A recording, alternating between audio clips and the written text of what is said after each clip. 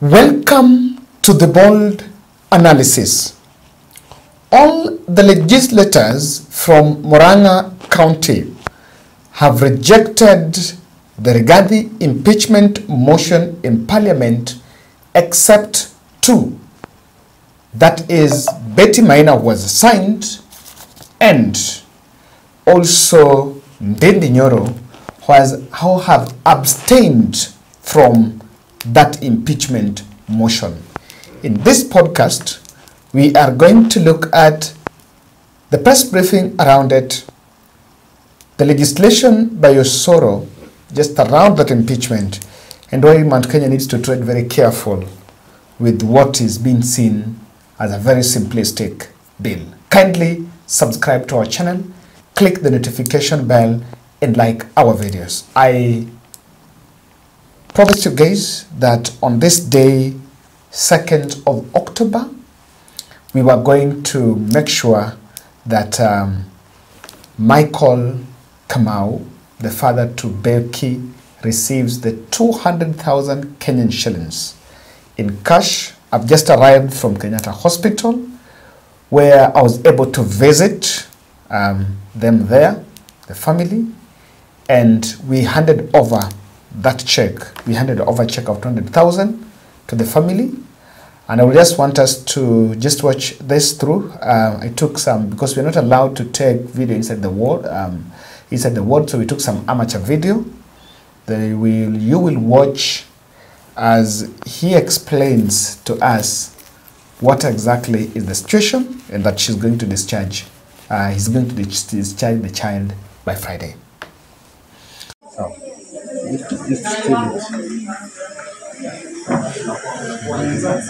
sorry, Becky.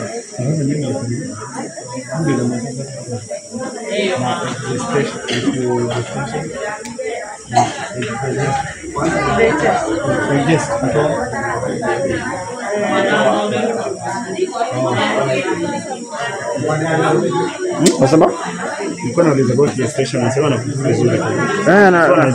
Anatoa. Sasa lakini sasa ndio maana tunatumia pampers ana hiyo control ya nini, so hata kuambia yeah, that's she's on anti-convulsant drugs. They are convulsions. So tani jana I was talking to the doctor, the head doctor ule ana head hiyo neurology ward. Niambia at least because now she's not having convulsions, she'll continue taking them for 2 years, lakini wataanza unaenda kama na reduce because they are very sensitive. You can't take always achisha kama Panadol ati unaacha siku moja, ukiacha zinarudi. So you monitor, alafu afterwards after 2 years of monitoring without convulsions, now they can take her off. Lakini akatumia lakini tenda akipunguza. Already now they are working because she has not had the convulsions from December. Wakati anakuambia aligo unconscious ilikuwa mild, lakini tangu wakati huo hajakuwa na convulsions. The biggest stress is that convulsions. Yeah, convulsions they really take her back. Akipata convulsion inamrudisha nyuma sana.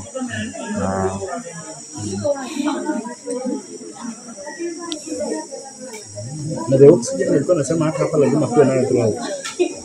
Yeah, hata ndio maana tuko hapa. Kuna oxygen pale. So okay, not for breathing as such. We are currently using it for nebulization. Kuna dawa naekeo inamsaidia kutoa hiyo kasifungane. But other than that, it's always good to have oxygen nearby. Kama sasa tukienda nyumbani, because we need to have that as a backup. Hi guys, so thank you very much Team Bolt. We are already in Kenyatta, so we have already handed over the 200,000 cash to Ronald. Ronald is here. Ronald is the father to Baba Becky, and so Ronald will acknowledge and also tell us atatoa Becky lini, because now that part is the only one who knows. So karibu sana. Thank you very much to yourself and the team. really appreciate the support that has come through your efforts. And, I'm Ronald Michael Kamau, that's my name, Mabeki, and we're hoping to get Becky home by Friday, God willing. Now that we're able to sort 1-2 things, and we'll definitely inform you, and you come and do a follow-up. Yeah, you're welcome to our home to come and see the progress. You have seen her, the jovial girl, and once she goes home, she's even going to be happy. And you have me to thank and the support of so many other people who have come to us. Really appreciate. So how much have you received? I've received 200,000. Yes, From the gold issue. maybe Michael, tell us something about Baby Becky. Why Friday? Not some people might ask. Okay. Yeah. So there's quite a bit of process. Yeah. So that is what we've got. The child will be discharged by Friday, just because it's a process that different departments that are supposed to come through. And so the process is going to start immediately. The bill, all of it has been set. So the other bit that will be remaining is what now, if you still are willing to support, you can still support Ronald. And if you get me, I'll be able to share his contacts directly to you so that you can support Ronald. Now, I want us to listen to this press release from a host of legislators from Muran'ga County. Are concerned by the raging debate in regard to the impeachment of the Deputy President, His Excellency Rigathi Gachagua. We have seen and heard expressions from the members of Parliament who proposed the motion and the ones who are opposing the motion. It is clear, whichever direction that motion will go, it will have serious social, political, and economic ramifications in the entire mountain region. It will chart a new chapter in our politics. It will have ramification in the 2027 general elections, but most importantly, the economic and social welfare of the people of the mountain will be adversely affected. The agenda to improve the tea, the coffee, milk, macadamia, avocado, miraa, rice, fresh fruits and vegetables will be affected negatively. Our government agenda to complete the stalled projects on roads, water, electricity will be sacrificed at the altar of this impeachment. The painful national issues regarding unemployment of our youth, the dysfunctional university funding, the yet to be grounded social health programs, the Adani issues will take a back burner. It is from the above consideration that we, the elected leaders from Muran'ga County, have decided to put our voice, advise our colleagues in Parliament and Senate, and guide the process. It is not too late to do the right things. One, the raging issues of impeachment debate is a dispute between elected members of UDA party and the deputy party leader, His Excellency Rigathi Gachagua. All having been elected at the UDA ticket are subservient to the UDA constitution. Number two, Article 39 of the UDA constitution has set an elaborate dispute resolution mechanism. That article was put by the drafter of the UDA constitution with a foresight that matters of the party members and dispute within the party members need not be conversed in public before internal dispute mechanism has been exhausted. It is on that basis that we are the proponents of the impeachment motion to first exhaust the party dispute resolution mechanism before bringing this motion to the House, which they have. The Bill of Rights, Chapter 4 of our Constitution, 2010, stipulates that as a rule of natural justice, no one shall be condemned unheard. Everybody has a right to face his accusers and be accorded an opportunity to ventilate the accusations leveled against them and put a spirited defense. That fundamental human right to every Kenyan citizen and guaranteed by our Constitution. The impeachment motion in Parliament under Article 150 does not provide the respondent, His Excellency Rigathi Gachagua, an opportunity to respond to the allegation set out against him under the motion. The matter will be debated in his absence and decision made without being afforded an opportunity to respond. That is a slap on the face of the said constitutional provision. He will be condemned unheard.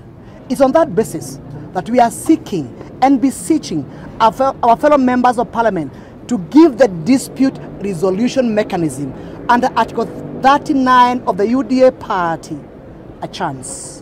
The article was created to cure that lacuna under Article 150 of the Constitution. 3.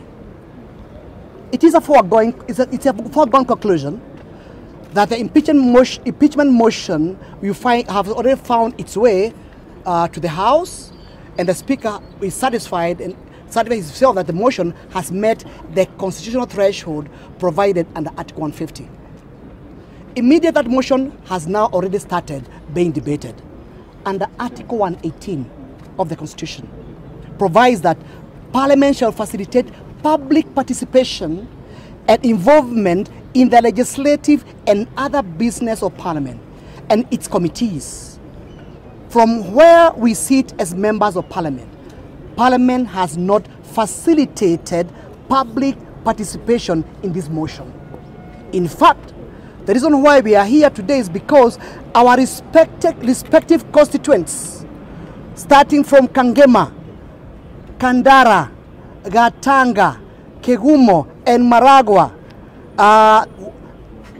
those respective constituents, there is presented under Article 1.2, we have expressed ourselves clearly that we should vote. They have said clearly that we should vote no to this motion, and they do not support the impeachment of His Excellency Rigathi Gachagua. The 7 constituencies, Muran'ga County, have soundly rejected any attempt to impeach Rigathi Gachagua. Having that in mind then, Parliament has not facilitated the public participation in the 290 constituencies of the Republic of Kenya before presenting the impeachment motion for debate. Therefore, this motion fails to meet the constitutional threshold as provided for by Article 118 of our Constitution. We have learned our lessons from the Finance Bill 2024, which caused deadly Gen Z demonstration across the country because as members of Parliament, we failed to listen to the people who gave us the mandate to represent them at the same and assumed it will go away. A mistake is called a mistake if it is repeated. We are therefore calling the Parliament to facilitate public participation by sending all the members of Parliament back to their constituencies, hold barazas, engage in churches, streets, and come back to Parliament and report what their voters want. It is then and only then a meaningful, legally sanctioned motion can be given a green light to be debated in Parliament.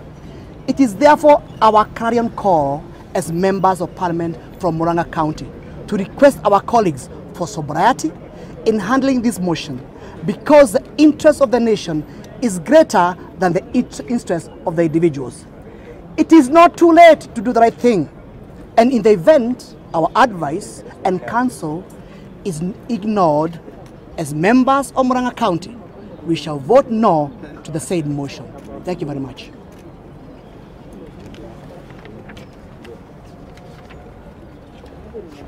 Signed by all members, starting from Honorable Mary Wamaua, Maragua constituency, Honorable Wakili Edward Mureu, Gatanga constituency, Honorable Peter Kehongi, Kangema constituency, Honorable Joseph Munyoro, MP Kegumo constituency, Honorable Shegen Jogona, MP Kandara constituencies, and also signed by Senator Joe Nyoto, Muran'ga County. Thank you very much. Edward Muriu, Kangema MP, the Senator Joe Nyoto, Maragwa's MP Mary wa Maua, Chege from Kihara, Kandara, that's where Alice Ohome was from, then it is Ndidi Nyoro and Betty Maina Mama County who were not in that press briefing. And if you ask around, and the irony of this is Rigathi Gachagwa's home county, all the legislators seem to be supporting that motion, except the governor. I asked someone why so, and someone was giving some whispers that there is a very serious war in Nyeri over Nyeri County deals, because most of these MPs have always wanted to eat into the county cake, but the county cake is not so available for them because Rigathi Gachagua is very close to Mutahi Kahiga. So the MPs might not have a problem with Rigathi, but because Kahiga is there, and Kahiga is the stumbling block to most of them, that is why you can see them. They're not very aggressive in terms of how they are really revolting against the Deputy President, Rigathi Gachagua. But I can tell you that we will look into this in details. Now, something happened today. There is just a legislation that was tabled by Osoro, and it was seconded by my MP Sama Chande. I will just want us to read it. This is just another information coming. Procedural motion. Limitation of debate on special motion under Article 145 and 150 of the Constitution, leader of the majority party. That in pursuant of the provisions of Standing Order 97, Section 1, and notwithstanding the resolution of the House of February 14, 2024, this House orders that each speech in a debate on a special motion under Article 145 and 150 of the Constitution shall be limited as follows. A maximum of 60 minutes for the mover in moving and 30 minutes in replying, and a maximum of 5 minutes for any other member speaking except the leader of majority, the leader of the minority, and the member seconding the motion, who shall be limited to a maximum of 10 minutes each, and that at least 2.5 hours before a vote is taken on the motion, the Deputy President or the President, as the case may be, shall be accorded an opportunity to be heard in accordance with the Standing Order 67, right to be heard. Now, they are limiting the amount of the time that it will take for members to contribute over that motion. I don't know that most of you will be comfortable with that. What are your thoughts? What do you think about it? But that so far is what we have actually gathered on that motion. Now, I've listened to that press briefing by Mount Kenya MPs. One interesting twist about it is these MPs that are now defending Gachagua were the ones that started the plan to kick him out, because they were saying that Rigathi Gachagua ought to leave that mantle to Muran'ga. And why is Muran'ga County supporting, or rather opposing, Rigathi impeachment? Of all the counties in Mount Kenya, it is Muran'ga and Kirinyaga that have the maximum number of MPs that are opposing that Rigathi removal. With the others now on it, I've also seen a tweet from Kipiripiri, Member of Parliament, disassociating. There are also some 2 MPs that have also jumped ship and are now opposing that removal. Now, the Muran'ga factor is very key for these two reasons. Muran'ga is where Mount Kenya billionaires come from. So the David Murathis, the RMS head, the banks, most of this Muran'ga, most of the business backgrounds, most of Mount Kenya billionaires come from Muran'ga. So there is also another voice behind those MPs. That is the voice of Mount Kenya billionaires. Now Muran'ga also is linked to some part of Nairobi, because you will be told that some people come from Muran'ga. Most of those people in River Road, Nyamakima, all that side of Nairobi, most of those hawkers around that place come from the side of Muran'ga. And it now has an impact. And of course, what they're saying, the fact that Muran'ga is revolting against it, has some impact on on how the Kikuyu community around that side of Nairobi would actually react with that impeachment.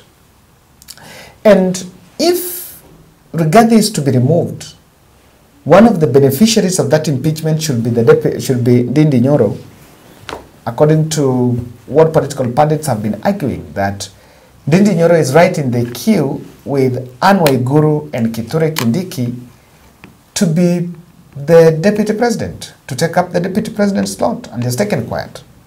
So how is it that the MPs around that area are not supporting that impeachment? That's a big question. You know, that's a very big question. And I think whatever is happening in Muran'ga, the press briefing from Muran'ga, that is the first press briefing by a caucus from Mount Kenya, a caucus of MPs from Mount Kenya. I also know that senators, there's also a clique of senators who are not really in for that impeachment. Quite a number of them have been reacting off camera, senators, about that impeachment. So those are the two factors in it. It really complicates questions about the fate of Ndindi Nyoro if Rigathi is impeached. Now, why Mount Kenya should tread very careful with the issue of Rigathi? I know very well that it is being treated, amongst the accusations that Rigathi is facing, is that he wanted to isolate the mountain. Some people have fallen for that narrative. Some people are buying it. But I want to believe that there's some factors around it, some three factors why Mount Kenya must tread very careful with it. Rigathi is carrying the KK burden in the baggage.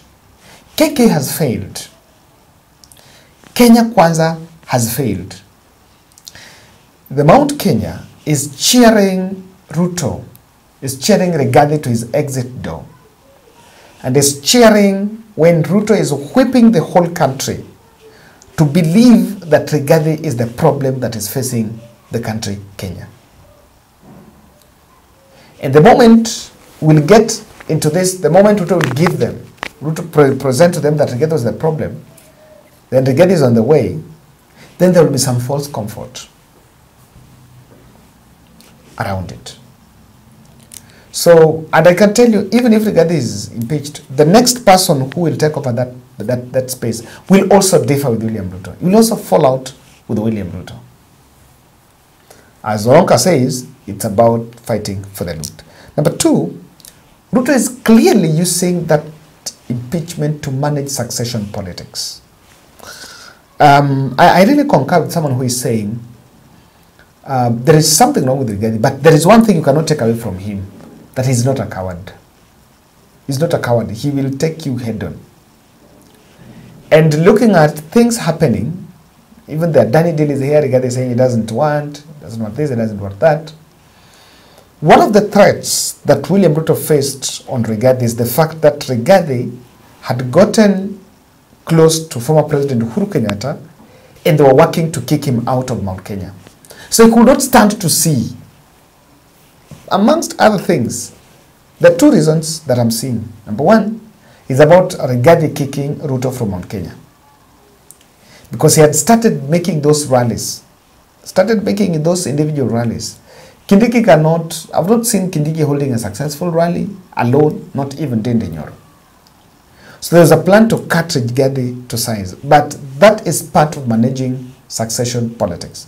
With Rigathi, if Rigathi is out, he will have the prerogative to choose who is the next deputy, and he has said from that region, then for that he will manage. So there's so many other factors in it. So if he picks Kindiki, that will complicate issues for Muran'ga if Muran'ga is to field a candidate.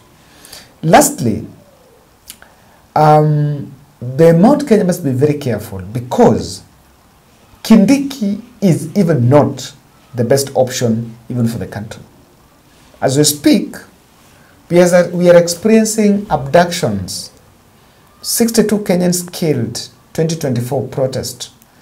Over 40 killed in 2024 protest. Over 60 killed in 2023 protest. While Kindiki was the CS in charge of Interior. So whatever is wrapped and being brought to Kenya as the best thing and now the super being is not. And even that Kindiki endorsement, the probability of Mount Kenya to coalesce around Kindiki is not guaranteed. They will end up with a divided house. Thank you.